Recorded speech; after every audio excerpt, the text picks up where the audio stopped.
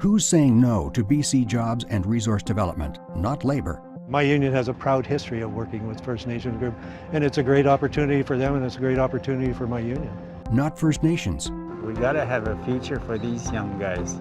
That's why I'm pushing for this new prosperity. So what are British Columbians saying? Resource sector is what keeps BC's economy going. Does BC benefit from a growing resource economy? It's a simple answer, yes. Say yes to jobs and yes to BC.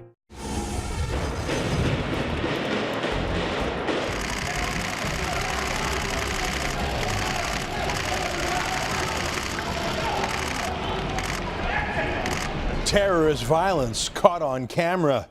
Armed security forces stormed a cafe in Sydney, Australia early Tuesday morning, ending a siege where a Muslim sheikh had been holding 21 people hostage for over 16 hours.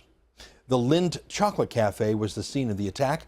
Police have identified the hostage taker as Man Haran Monis, an Iranian immigrant and a Muslim cleric, a man known to police and media for his extremism. So what's sparking these attacks in the name of Islam? Jonathan Halevi is with the Jerusalem Center for Public Affairs, and he's a former lieutenant colonel in the Israel Defense Forces. He joins us with more. This cleric, I mean, it's unsure whether or not he had an official certificate of being a cleric, but he certainly held himself out as that. He went beyond just repeating the passages of the Quran that call for violence. He actually set up a 1-800-JIHAD number. He's been accused of everything from being an accessory in the murder of his first wife to sexually assaulting women. So he really took the step from words to deeds. And then today he just went all in and actually became a terrorist hostage taker. Yes, and what is interesting about that he was described as a spiritual leader. That's mean not just a lone wolf, you know. He may be influenced, inspired others to follow his path. And this is, I think, very worrisome. We can hear such voices also here in Canada. I give you an example from Calgary, an imam, leading imam from Calgary. He said, we are yearning, waiting to see the re-emergence of the Jaish, of the army of Muhammad, and to see the nation, the Muslim nation, reunited and building the force of Islam. And another imam here from Toronto, he very recently, you know, called the Muslims to follow the path of Muhammad, and he said it very clearly, the path of jihad. Just as Muhammad launched jihad during Ramadan, that's exactly what Muslims should do. Not to be lazy, not to be incompetent, to do the jihad. You know, I noticed that the statement from the Australian Muslim leaders called it a criminal act, and they condemned his criminality, but none of them condemned the jihad, because the jihad is pretty much a fundamental tenet of Orthodox Islam. Am I right? I mean, if you believe in the Quran in a fundamental way, you do believe in a jihad. You must believe in jihad, you must believe in dawah, you must to execute the dawah. That's converting people. Propagation in Islam. It can be either to Muslims or to non-Muslims. Right. But you must do it. It's one of your obligations. And the jihad is one of the tools to promote Islam in non-Muslim societies. But the jihad has many aspects. It's not just with the guns, it can be also with other means, even with the money. This is the financial jihad. It can be with the pen, writing articles, etc. It could be lawsuits in the name. Yes, it's part of the jihad. Yeah. But jihad has clearly also one of its aspects is violent jihad. Yeah.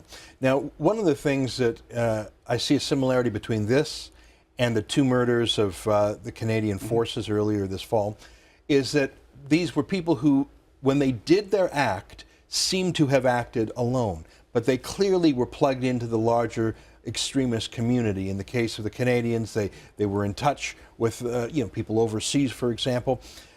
That seems to be an official tactic of the Islamic State, is to tell so-called lone wolves, you should do it this way, you can get resources this way, go and do, even if you're by yourself. In fact, from one point of view, being a lone wolf terrorist is the most likely to succeed because there's no one to spill your secrets, there's no communications to be intercepted, and even if you only wind up killing a handful of people, it can be spectacular, like today's events.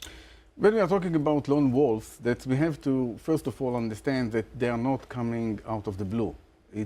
There are roots very deep in the ground of imams, mosques, organizations that feed these lone wolves. Let's take, for example, that CSIS and RCP today round up, let's say, 1,000, 2,000, all terrorists, Canadian terrorists here in Canada and put them in jail. Is the problem is over?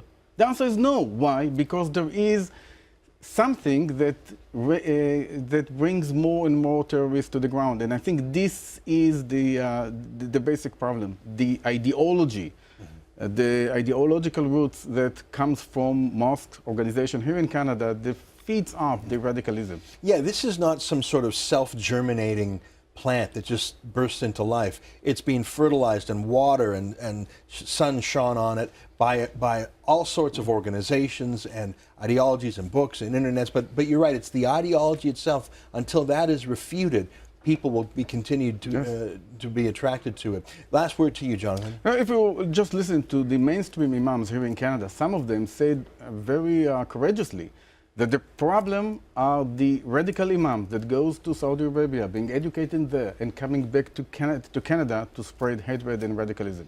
It's incredible. We're lucky this hasn't happened in Canada yet, although you could say those 2 attacks this fall were a first taste of it. Nice to see you, Jonathan. More Source after the break.